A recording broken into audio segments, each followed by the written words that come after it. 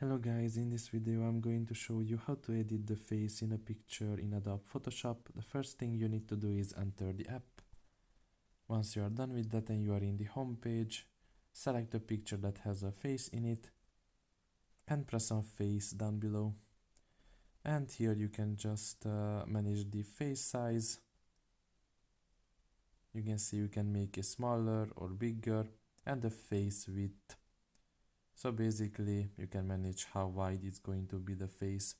And once you are done with setting both of these options, you can just simply leave and save the picture as it is. So that's pretty much it really. I hope this video was helpful to you. Thank you for listening and see you next time. Bye bye.